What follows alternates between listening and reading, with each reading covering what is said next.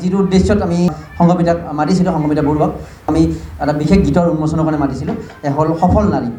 আৰু এই গীতটো আমি উন্মোচন কৰিম। আৰু এতিয়া আমি মঞ্চত বিচাৰিছোঁ মনীষা শৰ্মাকো বিচাৰিছোঁ।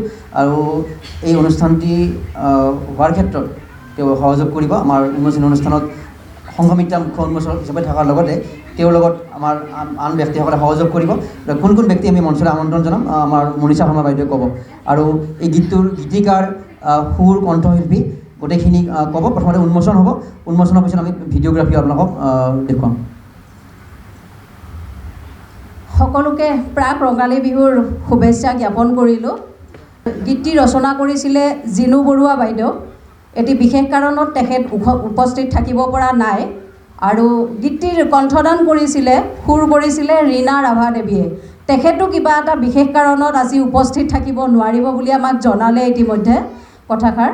কিন্তু তেওঁলোক উপস্থিত নাথাকিলেও আমি যিহেতু পৰিকল্পনা কৰিছোঁৱে যে গীতটো আজি আমাৰ উন্মোচন হ'ব বুলি, তো আমি কৰিবই লাগিব তেখেতলোক উপস্থিত নাথাকিলেও। আমন্ত্ৰণ জনাব বিচাৰিছোঁ নমিতা দাস বাইদেউ। সংঘমিত্ৰা বাইদেউতো মুখ্য উন্মোচক আছে, উপস্থিত আছে ষ্টেজতে।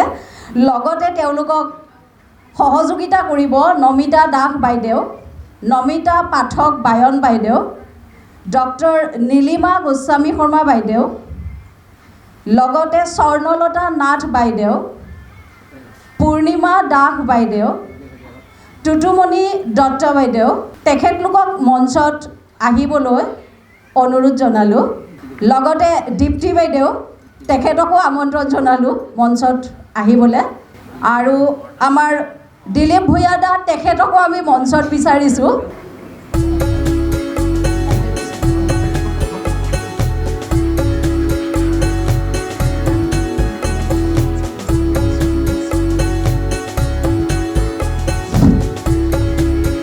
লগতে আমাৰ মৰম কুমাৰ দাও ইয়াতে উপস্থিত থাকিব দেই গীতৰ উন্মোচনী অনুষ্ঠানত।